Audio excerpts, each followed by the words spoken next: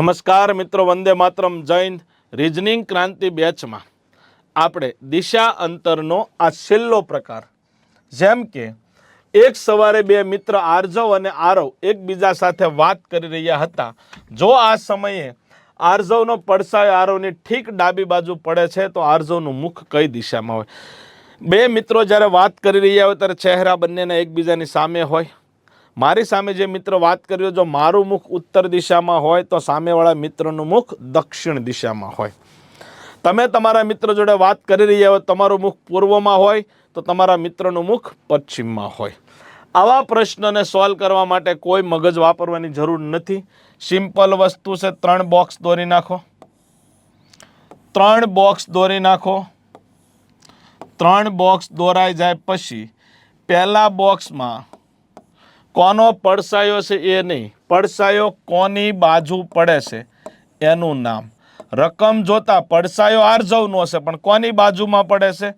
આરવની ડાબી જમણી ગમે ને પડતો હોય. પહેલા બોક્સમાં આરવ. બીજા બોક્સમાં સૂર્ય દાદા સવારે કઈ દિશામાં હોય? પૂર્વ દિશામાં હોય. સાંજનો ટાઈમ હોય તો પશ્ચિમ લખવાનું, સવારનો ટાઈમ હોય તો પૂર્વ લખવાનું. અને પડછાયો કઈ બાજુ પડે છે? ડાબી બાજુ પડે છે. પૂર્વ. કાંઈ નહીં કરવાનું મિત્રો, પૂર્વની ડાબી સાઈડ. આ પૂર્વ, પૂર્વની ડાબી સાઈડ. ઉત્તર થાય. પૂર્વની ડાબી સાઈડ ઉત્તર થાય તો આરવનું મુખ પૂર્વની ડાબી સાઈડ જે દિશા આવે એ દિશામાં આરવનું મુખ હોય. તો આરવનું મુખ ઉત્તર દિશામાં હોય. પ્રશ્ન પૂછ્યો છે આર્જવનું મુખ. જો આરવનું મુખ ઉત્તર દિશામાં હોય તો આર્જવનું મુખ દક્ષિણ દિશામાં હોય. તો મિત્રો પ્રશ્નનો જવાબ આવશે દક્ષિણ. 8-10 દાખલા ગણશું ત્યાં થિયરી પકડાઈ જશે. 3 બોક્સ દોરી નાખવાના.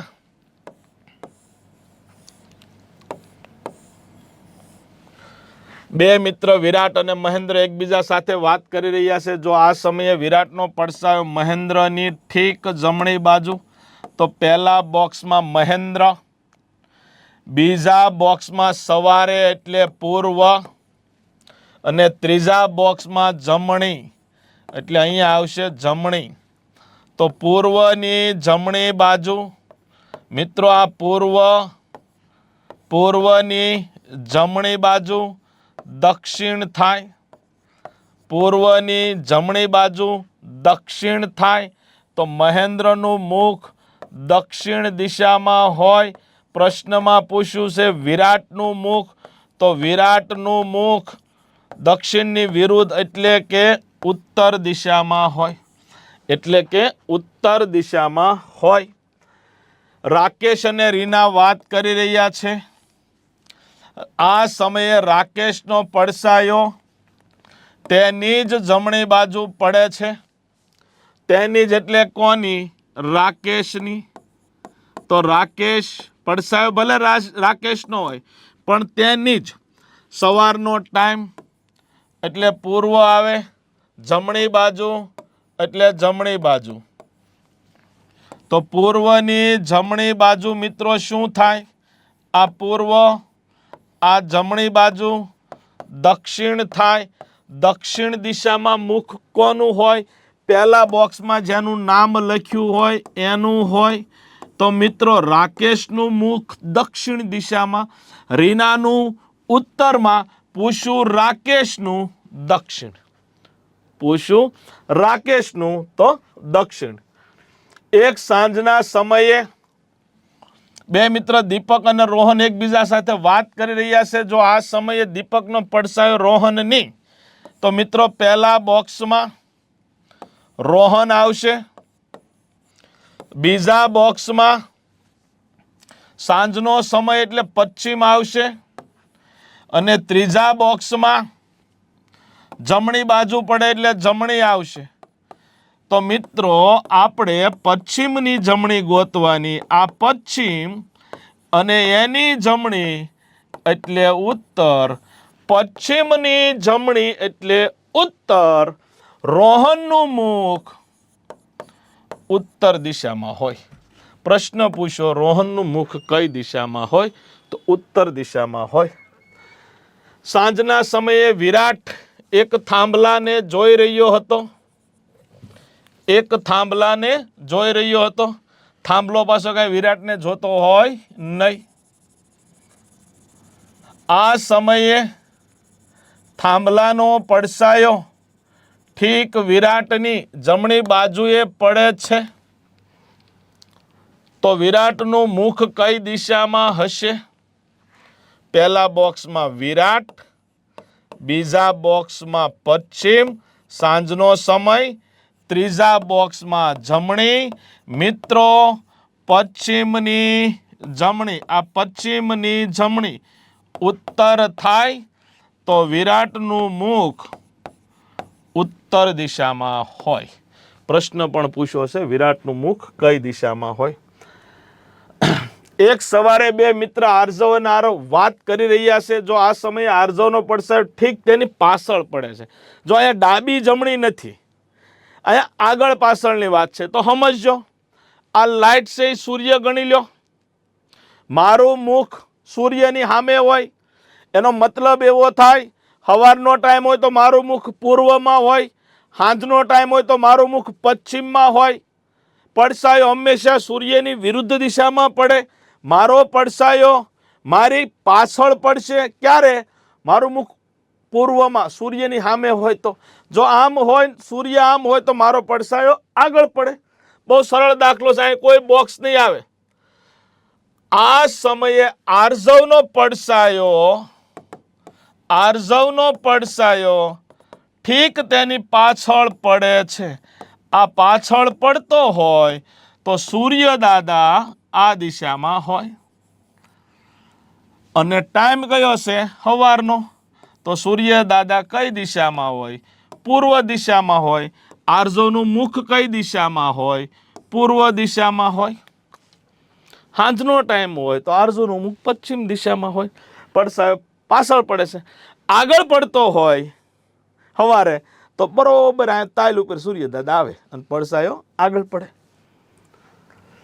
સૂર્યાસ્ત સમયે સચિન અને અંજલિ એકબીજાને સામસામે ઉભા રહીને વાત કરી રહ્યા હતા. જો અંજલિનો પડછાયો સચિનની ડાબી બાજુ પડી રહ્યો હોય તો પહેલા બોક્સમાં મિત્રો સચિન આવશે,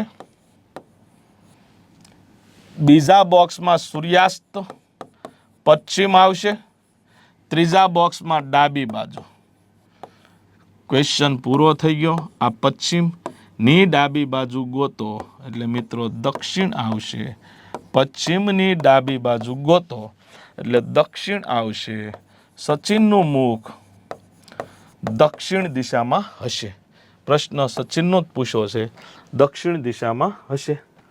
એક છોકરો એક પ્લેટફોર્મ પર ઊભો છે અને પોતાની ઘડિયાળમાં 3:45નો સમય જોવે છે. જો કલાક કાંટો, આ તો આપણે ગયા લેક્ચરમાં ચર્ચા થઈ ગઈ. આ પૂર્વ, આ પશ્ચિમ, 3:45 કાંટા આમ જ હોય તો છોકરો કઈ દિશામાં મુખ રાખીને ઊભો હોય? ઉત્તર દિશામાં મુખ રાખીને ઊભો હોય. સૂર્યાસ્ત થવાના થોડા સમય પહેલા બે મિત્ર રમણ અને અર્જુન એકબીજાની સામે સામે બેસીને વાત કરી રહ્યા હતા. ત્યારે રમણનો પડછાયો ઠીક તેની ડાબી બાજુ પડી રહ્યો હતો. તો અર્જુન કઈ દિશામાં મુખ રાખીને બેઠો હતો? રમણનો પડછાયો ઠીક તેની ડાબી બાજુ એટલે રમણની જ તે. તો પહેલા બોક્સમાં રમણ, બીજા બોક્સમાં પશ્ચિમ, ત્રીજા બોક્સમાં ડાબી. મિત્રો, પશ્ચિમની ડાબી, આ પશ્ચિમની ડાબી એટલે દક્ષિણ થાય. દક્ષિણ દિશામાં મુખ પહેલા બોક્સમાં જેનું નામ હોય એનું આવે. પ્રશ્ન પૂછ્યો છે અર્જુન, તો અર્જુનનું મુખ દક્ષિણની વિરુદ્ધ દિશા એટલે મિત્રો ઉત્તર દિશા જવાબ આવશે. ઉત્તર દિશા જવાબ આવશે. ચિરાગ અને જયદીપ એકબીજા સાથે વાત કરી રહ્યા છે. જો આ સમયે ચિરાગનો પડછાયો જયદીપની પહેલા બોક્સમાં જયદીપ, બીજા બોક્સમાં પશ્ચિમ, ત્રીજા બોક્સમાં જમણી. તો પશ્ચિમની જમણી, આ પશ્ચિમની જમણી એટલે શું થશે? ઉત્તર થશે. તો જયદીપનું મુખ ઉત્તર દિશામાં હોય. પ્રશ્ન પૂછ્યો છે ચિરાગ, તો મિત્રો ચિરાગનું મુખ ઉત્તરની વિરુદ્ધ દિશા એટલે કે દક્ષિણ દિશામાં હોય. અહીંયા આપણે દિશા અને અંતર પૂર્ણ કરીએ છીએ. મેં આને 100% ન્યાય આપવા પ્રયત્ન કર્યો છે, છતાં પણ કાંઈક આડું રહી જતું એવું બની શકે. તો ધ્યાન દોરજો. નવા લેક્ચર સાથે, નવા ચેપ્ટર સાથે, નવા ઉત્સાહ, નવા ઉમંગ સાથે જલ્દી મળીશું. વંદે માતરમ. જય હિન્દ.